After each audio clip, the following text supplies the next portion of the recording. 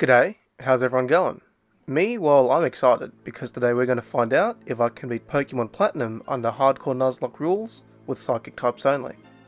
The gist of the rules for this challenge are, if a Pokemon faints it cannot be used again, I can only catch the first psychic type Pokemon in each area, items cannot be used during battle but held items are okay, I must play on a set battle style and the level restriction is the next gym leader's best Pokemon or the final Elite Four member's ace.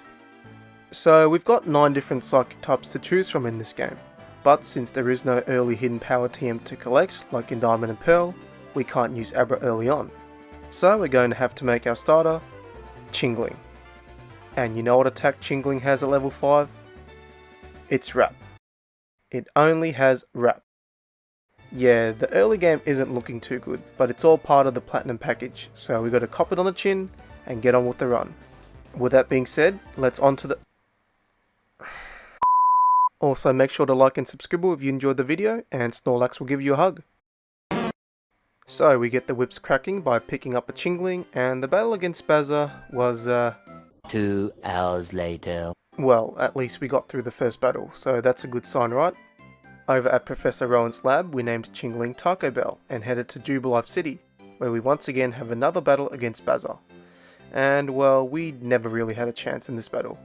With the consistent attack drops, along with Astonish being unusable, and also Wrap doing bugger all, that was the first attempt done and dusted. So this clearly wasn't going to work, and the only way for us to beat Bazza was to run. What I mean by this is we're going to have to grind out happiness on Taco by running and evolving it into Chimecho before giving Bazza another crack. So cue the running montage.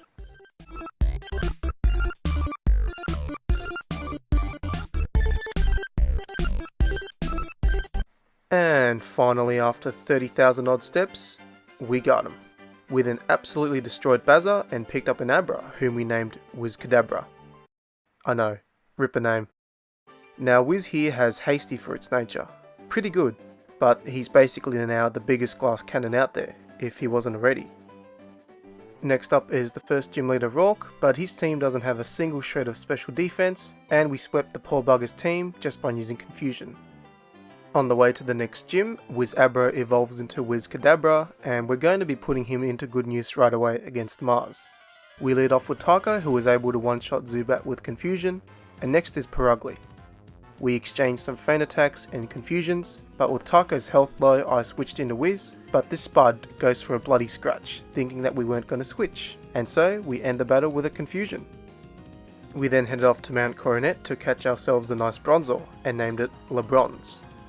You know, like LeBron James, but like Right next door we can also find ourselves a Meditite named Frozen.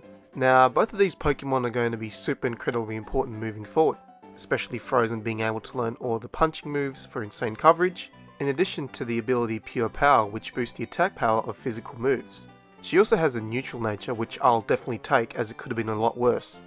LeBronze being part steel will also be hugely important for us in covering for common psychic weaknesses such as Dark, Ghost and Bug, but the modest nature does limit us from teaching it physical attacks.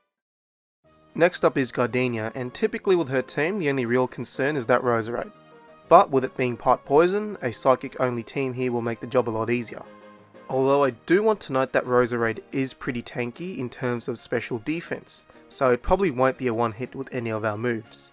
That means we've got to be careful, or we might get smacked. So the battle starts off pretty simple. We cruise our way through both Turtwig and Cherrim with still about 2/3 of our health left on Wiz.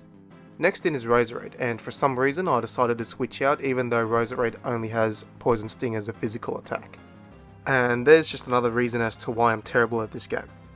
Anyway, we sent in Bronze and it only managed to land Extra Sensory and Confuse Ray because Grass Knot did way too much. All because our little dinner plate somehow weighs 60 odd kegs. So I then decided to switch into Taco Bell, but Roserade hits itself to yellow, but a Citrus Berry takes it all the way back up again. We then get hit by Magical Leaf for just under half, but Confusion takes it. Bruh. Even with that dike, Gardenia is all out of potions now. So another Confusion earns us the second gym badge. Next up is Jupiter, and that skunk of hers is obviously going to be a huge problem. But before the battle I leveled up LeBronze to level 23 and learned Iron Defense, We also taught it Flash to hopefully stall out Skuntank. So we start the battle out by setting up a whole bunch of iron defenses on Zubat, and once that was finished, we take it out with extra sensory.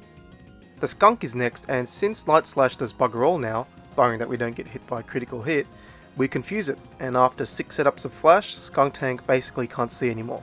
So we safely switch into Taco. I play it safe here and set up Growl before using Uproar. The Skunk does manage to hit us with 2 Night Slashes, but Taco holds on and takes out the Skunk. Now, as we're heading over to Hardhome City, we can catch a Ralts on Route 208, who we named Bangs, because the whole damn evolution line has really nice hair. If it even is hair. We can also pick up an Eevee in Hardhome City named Espisode. Yet another terrible nickname. Now Bangs here has Trace, which is horrendously useless, as Synchronize would have been much better. She also has a careful nature, and that is really a bummer since she is female and will be predominantly a special attacker, but the plus special defense isn't all that bad. Espisode also has a terrible nature, but since its special attack and speed hasn't been negatively affected, I'm not too concerned. Now it's time for Fantina. This team is no joke, especially with that goddamn witch at the back there. I'll get you, my pretty. Now the plan here is that hopefully we're able to take care of both Duskull and Haunter, so that we can stall out Mismagius. With Duskull, it'll probably take about 2 hits, and hopefully we don't send it into healing range because Shadow Sneak is priority, and we'll do around 50% max. Mismagius on the other hand is pretty damn tanky, so I reckon we'll need to stall it out with LeBron's, with Confuse Ray and Flash, and hopefully have some RNG luck go our way. With that being said, let's get on with this battle. So we lead with Wiz and Fantina Duskull. We get hit by Shadow Sneak for just under half, as Psybeam leaves Duskull just a little bit out of potion range. I then decide to take a mini risk because we still have more than half our HP, and since the max damage output of Shadow Ball is 50%, oh my god! With that, we take out Duskull with another Psybeam. After that heart attack, next in is Haunter. Okay, so change of plans. We need to send in LeBron's now, and it was basically a free switch with Magical Leaf doing bugger all. We then exchanged Confuse Rays, and from here, it was just us spamming Flash and confusing Mismagius whenever it snapped out of confusion. We do eventually manage to land all 6 flashes and leave Mismagius with about 2/3 before changing into Taco, but Mismagius breaks through the confusion and accuracy drops to land a Shadow Ball for massive damage.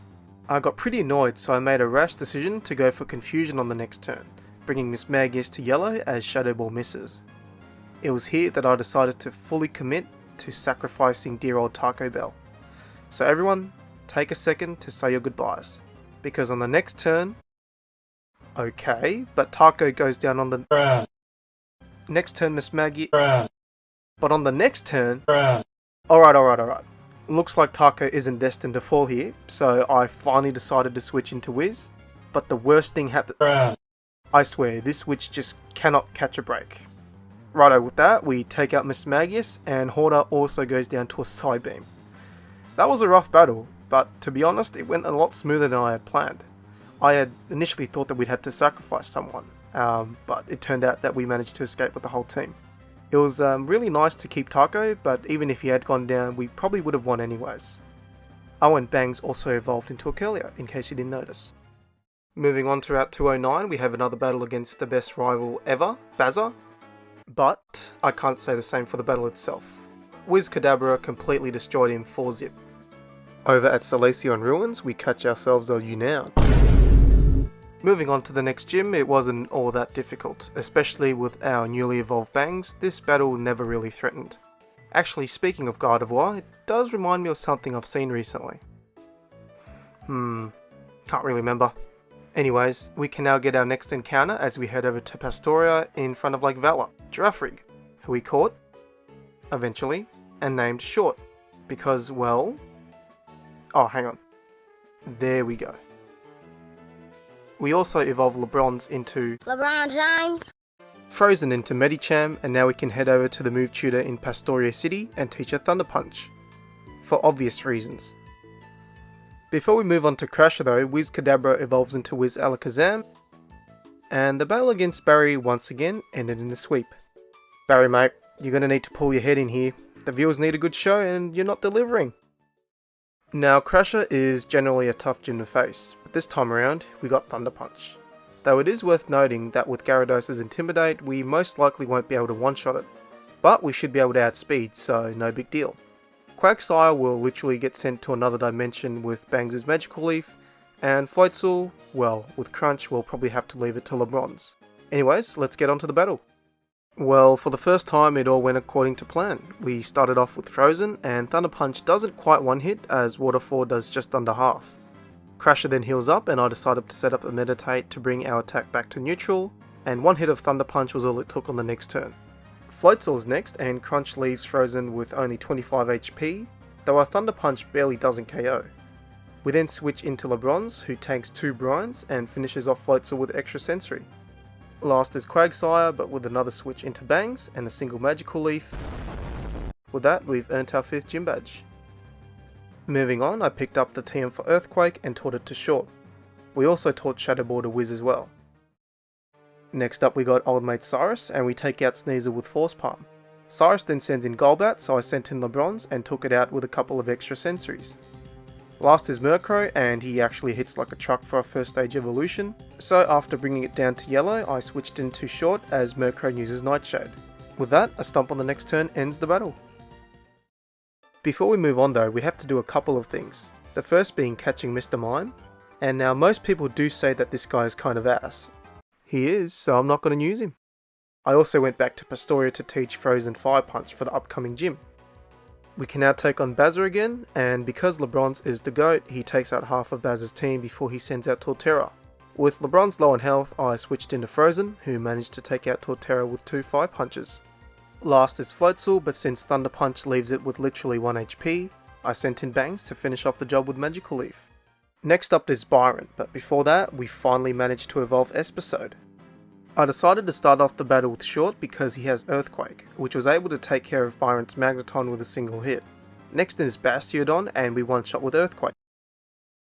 Okay, maybe not, because this thing has like 500 base defense. The next Earthquake brings Bastiodon down to red, as Stone Edge takes Short to yellow. Here I decided to switch into Frozen, and with some Force Palms, we take it out. Last out is Steelix, but this battle was all but over, and a couple of more Force Palms earns us the 6th gym badge. We also get given the TM for Flash Cannon, which I taught to LeBron's. We then have a nice chat with the gang about some very important things while sipping on some tea. Make sure to stay hydrated. Righto, we can now head over to Lake Valor to take on Saturn, and crikey, that hair is a shocker. He also had a shocker in our battle with Wizzy sweeping him. We also handled Mars pretty easily, and now we gotta make the trek up north to Snow Point City for the next gym. Next up is Candace, and I tried my hardest not to include this in the video, but Candace. Okay, so the biggest threat here on Candace's team is that Frostlass, especially if she sends it out after a Bomber Snow with abilities like Snow Warning and Snow Cloak. So, we're going to have to bait out Frostlass here first by taking out Sneasel with Frozen. Now regarding taking out Frostlass, remember that Flash Cannon team we got from Byron? Yep, that's going to be really useful here. I also gave the Metal Coat to LeBron's to boost Steel type moves, and hopefully that'll be enough to deal with Frostlass, and the rest of Candace's team should come crumbling down. So we start off the battle with Frozen, and Sneasel's Aerial Ace does a fair chunk as Force Palm one-shots. Next up is Frostlass, so here we switch into LeBron's as Shadow Ball does about a quarter. We then miss Flash Cannon because of the double team setup, but with a fat Flash Cannon on the next turn. Wow! Incredible! Candace then sends out her Piloswine, so I decided to bring in Bangs as Piloswine sets up a Hail. But it's far too late for that, my friend, and with a single Psychic we force Candace into a Bomber Snow. We land a Psychic for just over half as a Bomber Snow's Wood Hammer. Nice. Okay, that did a whole lot more than I expected. But with another Psychic, that's the 7th gym done. Now we gotta head over to Lake Acuity to help out Barry and... Come on, man. Okay, so anyway, we can now head over to Galactic HQ to take on Cyrus. But since our Frozen is a punching machine, Cyrus never stood a chance. But apparently it doesn't matter to him.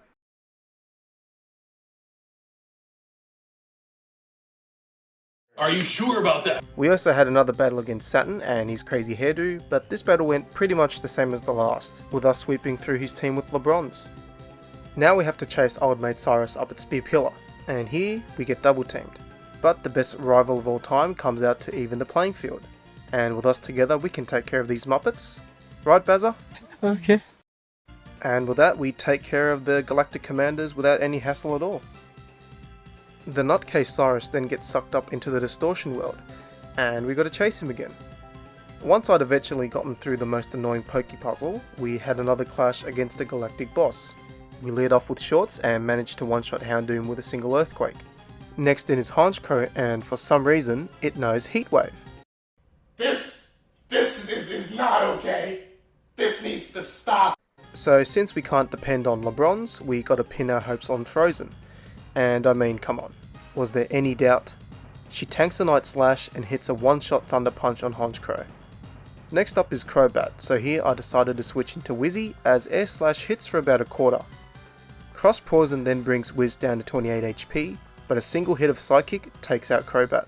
Cyrus then sends in his Weavile, so I sent in LeBrons, and being the Muppet that I am, I decided it'd be a great idea to do the whole Confuse Ray, Iron Defense crap, when I could have just used Flash Cannon for a one-shot. Last out is Gyarados, but Frozen survives an Earthquake to land a one-shot Thunder Punch to end Cyrus's career.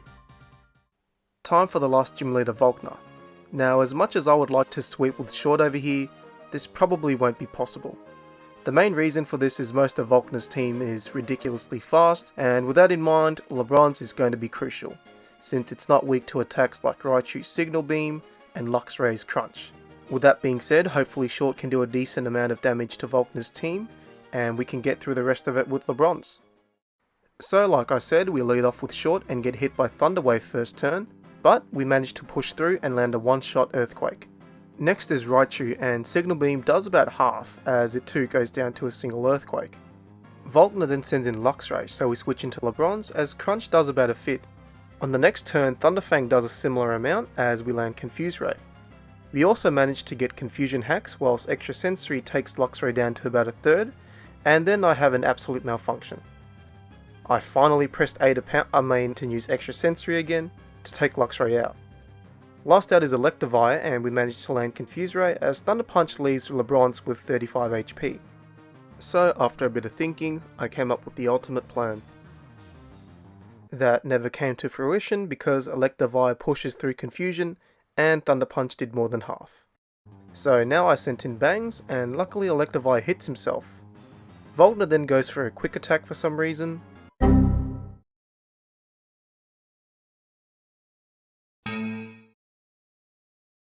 Psychic then nearly one-shots, and this battle was all but NO! Holy mother of radio. These high-powered physical attacks are really scaring me. Well, end of the day, I'll take the win. So the team before the Elite Four looks really well rounded. Especially Frozen over there with all its punching moves will be absolutely invaluable. A few of our team members also have new moves, like Bangs having Thunderbolt, and Wiz Alakazam learning Charge Beam. I also gave each of our team members an attack boosting item, but they're bound to change as we progress through the Elite Four. With that being said, let's move on to the... Bazza. I nearly forgot about you. So, we start off the battle by taking out Staraptor, Heracross, and Floatzel all with one-shots. Okay. Out next is Snorlax, and Psychic does about half, and likewise Crunch. We then take out Snorlax. Oh my god. Oh my god. I genuinely do not know how we got out of that. Anyway, next up is Torterra, so I sent in Frozen, and that was pretty much wraps. Ice Punch takes out Torterra, Okay. and 2 Thunder Punches deals with Rapidash. Okay. Okay, finally time for the Elite Four, and first up is Aaron. We start out with Frozen, and with 1 Thunder Punch, Yanmega is... well, not so mega. Next out is Drapion, so I sent in LeBron's, basically a free switch with Drapion using Aerial Ace. I then decide to use Iron Defense on the next turn, and get so excited, I lose all my brain cells, and used Extrasensory. Okay, with that mistake out of the way, we do take out Drapion with 2 Flash Cannons, with about roughly half our health remaining. Next in is Heracross, and LeBron's tanks a close combat to land a one-shot Extrasensory. Aaron then sends in his Vespiquen, so I decide to send in Frozen again, as Aaron sets up Defense Order. We land Thunder Punch for about 3/4, as Vespiquen seals its fate with another Defend Order, as we take it out on the next turn. Last is Sizzle, and with a little tap of Fire Punch. Just a little tap. Next up is Bertha, and we swept her so easily it's probably not even worth going over. Just a little setup of Calm Mind and...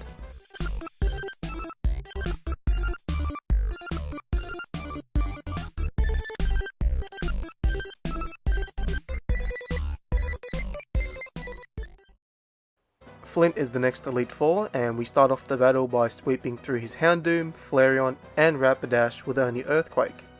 Now I know what you must be thinking. Damn, this giraffe is strong, and I need to start using him more. Well no, you don't. I mean, what is that design?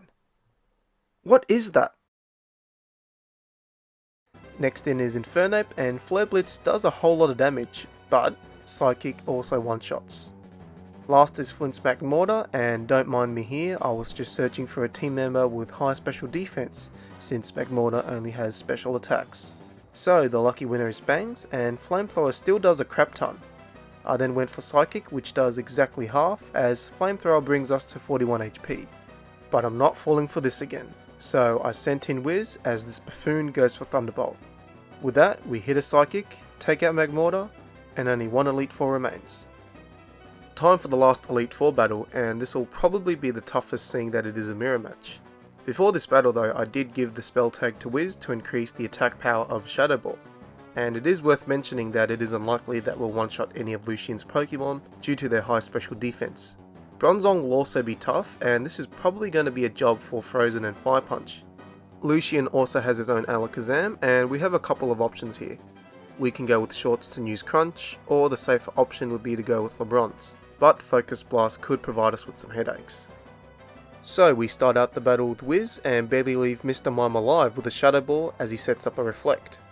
Lucian then heals up on the next turn, but we hit a crit, which really didn't matter because we would have outspared anyways. Espeon out next, and we trade some Shadow Balls, with ours leaving Espeon in the red and we are in yellow. But since we outspeed, we take it out on the next turn. Lucian then sends out his Bronzong, so we switched into Frozen, who eats up an Earthquake, and lands Fire Punch for about 3/4 as Psychic leaves us with only 57 HP. With another Fire Punch on the next turn, we force Lucian into his Alakazam. Here for some reason I opt for the risky play with Short instead of LeBron's, but look, I can explain. Okay, no I can't, but anyway, Energy Ball hits us for just under half, and on the next turn Alakazam goes for 4... and Crunch doesn't even KO. It was enough fun and games, so I decided to send in LeBron's as Lucian full restores. We then get hit by Focus Blast for just under half as Flash Cannon does just enough for a 2-shot, and with that it was curtains for Alakazam. Last out is Gallade, so we sent in our own Bangs, who tanks a Drain Punch and lands a Psychic, which actually didn't even do over half as Gallade misses Stone Edge. Here I decided to use Calm Mind, and even though we got hit, it's far too late, because with another Psychic the Elite Four is all but finished. It's finally time to take on the best champion of all time. But, first of all, we gotta figure out how to take care of that Spiritomb. And I managed to come up with a foolproof plan. And that was to be as toxic as possible, which I did by teaching LeBron's Light Screen and Toxic to stall out Spiritomb. For Cynthia's other Pokemon, we do have quite a wide variety of coverage moves, which do cater to her team pretty well, so hopefully that'll be enough. Now, as for her Garchomp, well, we got a secret nuke ready for it already. So we lead off the battle with LeBron's, and Cynthia starts with Spiritomb. We get hit by Shadow Ball first up, which does about 1/4 as we set up a Light Screen. Another Shadow Ball brings us to just above half, but also drops our special defense as we manage to land Toxic. We then get brought down to 58 HP, but Flash Cannon hits hard and takes Spiritomb down to yellow, and on the next turn, despite the close call, we tank another Shadow Ball and take out Spiritomb with Flash Cannon. Next up is Garchomp, and since switching in is pointless, we let LeBron's go. I then sent in Frozen, and because we're heaps tanky, we survive an Earthquake, and as for Garchomp, Goodbye, world.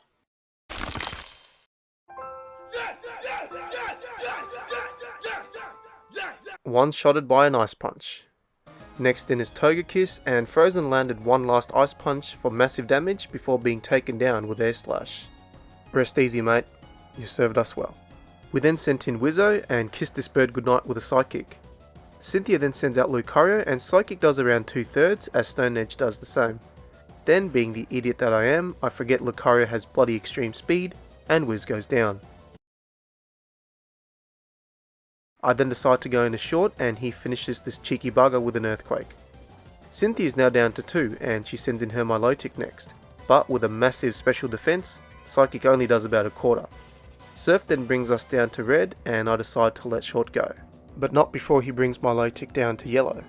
I then sent in Bangsy and finish off this Milotic with a Thunderbolt. Last in is Roserade, and with one last Psychic, we've beaten the goddess herself, and also beaten this Nuzlocke. Now, to be honest, the battle itself was relatively straightforward after we took out his Spiritomb, but I probably could have saved a lot of our Pokemon if I'd been more careful. But you know, I'll try to work on not going all guns blazing in the champions battles like I've been doing a lot. Can't promise anything though, because I'm still sort of finding my feet with all this Nuzlocking stuff, and when you see the finish line you just sort of run for it without thinking. And that'll just about do it for the video. If you have any feedback, general comments or ideas for the future, make sure to drop them in the comments below and I'll be sure to check them out. With that being said, hope you legends enjoyed and I'll catch you in the next video. Have a good one. Cheers.